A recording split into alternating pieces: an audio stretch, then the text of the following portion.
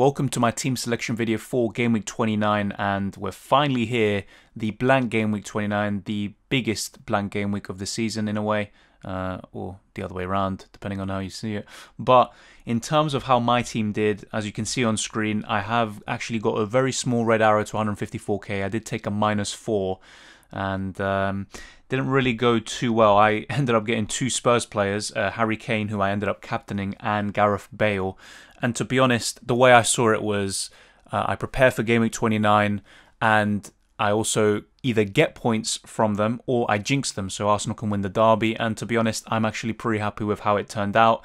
I'll be honest though, very fortunate with the Lewis Dunk points. I wanted to play him anyway, but then in the end I put Bamford instead, and Dunk was my first substitute. And because Gundogan didn't play, Dunk came on with those 10 points, so thank you Pep for once.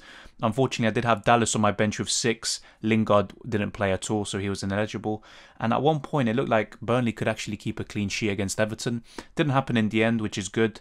But yeah, overall, very poor week. That's two pretty average game weeks in a row. I'd say maybe this is a bit less disappointing because Game Week 27 had a double game week, for those City players, and they really didn't do well apart from Gundogan. But very happy with Stones and Cancelo, as you can see here, 2 double-digit returns. And to be honest, it's the defence that actually saved me this week. 3 of my defenders did extremely well. Stones, Cancelo and Dunk, all with double digits. But Martinez blank lost the clean sheet towards the end. And to be honest, in a way, it is good because a lot of people were doubling up with maybe Target, or they'd have someone else like Konsa. But yeah, even regardless of rank, did lose out on points there with Martinez. As for Digne, very, very poor from Everton. And I'm still happy I did get Digne in because he saved my bench boost in Game Week 26. And he did extremely well there. Didn't play him against Chelsea in Game Week 27. But here I expected more. Definitely not 1 point. That is atrocious, but it is what it is, and the other defenders more than covered up for that.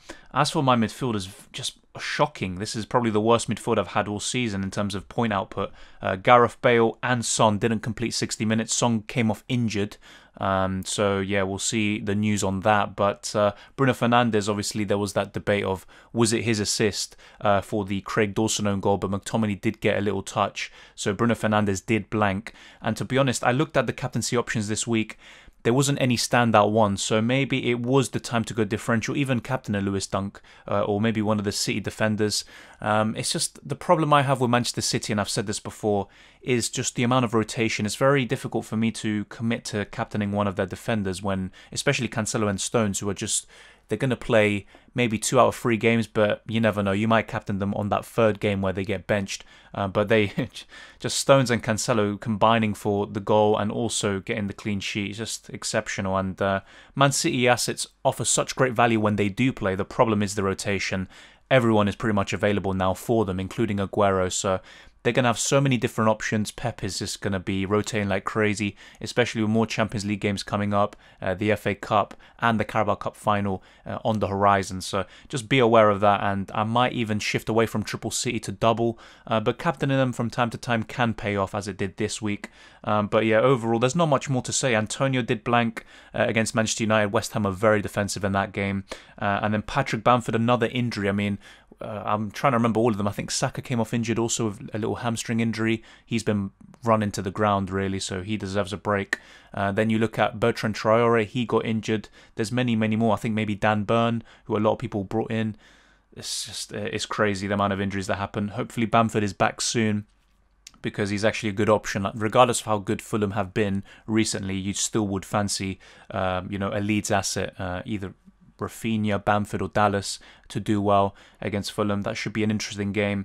And yeah, Harry Kane, obviously he had that little injury doubt before during the Europa League game, and he was pretty anonymous against Arsenal. I think in the last 10 minutes he came to life, he hit the post, and he looked more threatening, and he also did that great pass for Dele Alli, who should have converted it. But yeah, I think Spurs were really poor on the day, and Arsenal thoroughly deserved to win the game.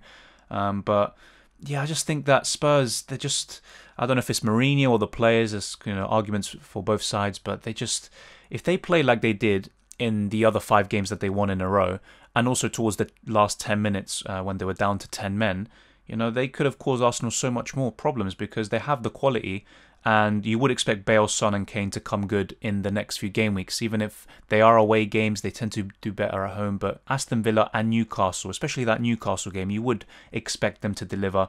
And I do think that they will have a response.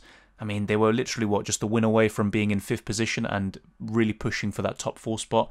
But yeah, overall, very, very poor week. Just 3 players that did well. Everyone else blanked. It's crazy, isn't it? Obviously, Dallas didn't blank, but he's on my bench, so it doesn't really matter too much. But looking forward to Game Week 29, which is, of course, now it's definitely at the forefront of our plans and just our minds. But the last few weeks, I've been focusing on building a team for Game Week 29, and this is what I have right now. And I'm thinking of making one transfer, and I think I'm going to end up with Rafinha coming in. Who do I bring out? I probably would want Bruno Fernandes in Game Week 30. I know Brighton are good, but Bruno has a great record against them, and I would fancy Bruno as a captaincy option there. Obviously, Bale and Son do have Newcastle, and I'm not going to get rid of Game Week 29 players now. That would be ridiculous. So I am actually thinking of getting rid of Gundogan for Rafinha, but another option would be maybe getting rid of one of the City defenders or Digne, maybe for a Cresswell, and I will be wildcarding probably in Game Week 31. And let's actually look at the fixtures a bit for Game Week 31, which is why I keep saying I probably will wildcard there. You look at Leeds, I mean, their fixtures, at least for maybe Game Weeks 31, 32 and 33, look very poor. So if I do bring in Rafinha, I'd have triple Leeds. And going into Game Week 31 onwards, they have such poor fixtures. I probably wouldn't even want one of them. That would be the max I would want. I wouldn't want to have a double or triple up. So that's already a fixture swing. And you look at Spurs, triple up of Spurs against Man United. I know they scored 6 past them earlier this season, but they were down to 10 men, and yeah, Man United were very poor at that point. I wouldn't want to have triple Spurs there. There's a lot of fixture swings that are going to happen. You also want to target, Chelsea players. I don't have any of them at the moment, and I do think I am missing out, especially on their defensive assets. But there's plenty of fixture swings in Game Week 31. My team's going to look very poor there, but yeah, I think Rafinha coming in for Gundogan is what I'm going to go with. But there's a possibility for Cresswell, who, to be honest, on a wild card, that's another thing. I want to target West Ham's good fixture run up until the end of the season. They have some mixed fixtures, I think, maybe around Game Week 31, but after that, it gets better.